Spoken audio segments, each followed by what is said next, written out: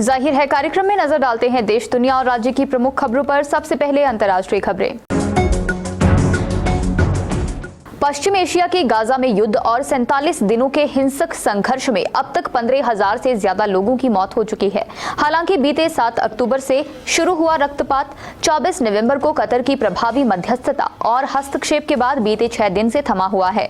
आज इस समझौते का आखिरी दिन था। ऐसे में सवाल उठ रहा है कि क्या फिर से जंग शुरू हो जाएगी। हालांकि अब जानकारी सामने आई है कि थोड़े दिन और युद्ध नहीं होगा। भारतीय मूल के अमेरिकी नागरिक की हत्या की साजिश रचने के आरोप में अमेरिका के न्याय विभाग ने भारतीय नागरिक निखिल गुप्ता के खिलाफ मामला दर्ज किया है। पर प्रतिक्रिया देते हुए कनाडा के प्रधानमंत्री जस्टिन ट्रूडो ने कहा कि कनाडा शुरू से ही ये बात कर रहा है और भारत को इसे गंभीरता से लेने की जरूरत है। जापान के तट पर क्रैश हुए अमेरिका के विशेष ऑपरेशन एयरक्राफ्ट के लिए सर्च अभियान अभी भी चल रहा है। बता दें कि अमेरिकी विमान जापान के याकुशिमा द्वीप पर बुधवार को दुर्घटनाग्रस्त हुआ था। ये विमान अमेरिका की 353वीं स्पेशल ऑपरेशंस विंग का एयरफोर्स CV-22B ऑस्प्रे था। और अब बात करते हैं राष्ट्रीय खबरों की। प्रधानमंत्री नरेंद्र मोदी ने गुरुवार को प्रधानमंत्री महिला किसान ड्रोन केंद्र के साथ ही देश में जन औषधि केंद्रों की संख्या 10,000 से बढ़ाकर 25,000 करने की परियोजना की शुरुआत की।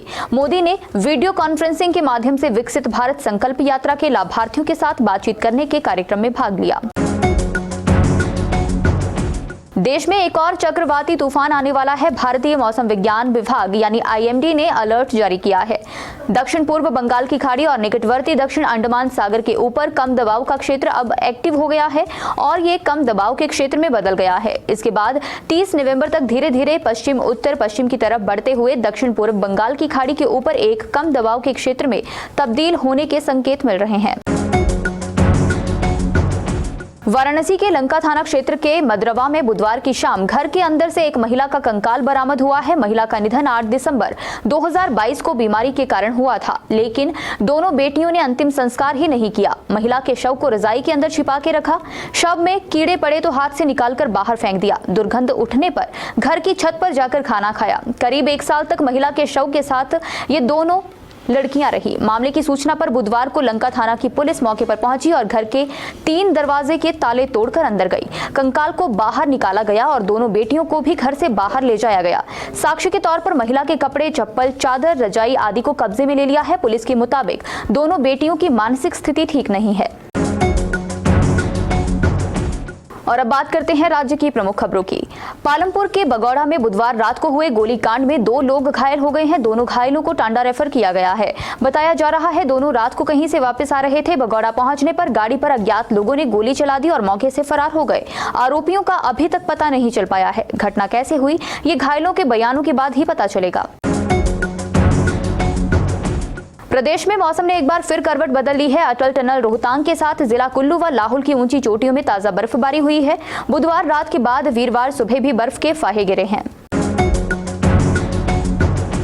बल्लघाटी के बंगोट गांव के विशाल की बुधवार दोपहर को फोन पर मां उर्मिला से बात हुई। बेटे से बात करते ही मां उर्मिला फफक कर रो पड़ी और बोली, जियो मेरे लाल।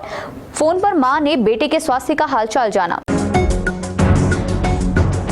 और अब बात करते हैं समाचार पत्र की प्रमुख खबरों की। चंबा सदर के पूर्व विधायक एवं रिटायर्ड IAS अधिकारी बालकृष्ण चौहान का बुधवार तड़के निधन हो गया। ब्लॉक रिसोर्स सेंटर कोऑर्डिनेटर यानी BRCC भर्ती पर रोक लग गई है। वन मित्र भर्ती में 2061 पदों पर महिलाओं का आरक्षण कितना फीसदी होगा ये अभी तय नहीं है। और अब बात करते हैं संपादकीय पृष्ठ की।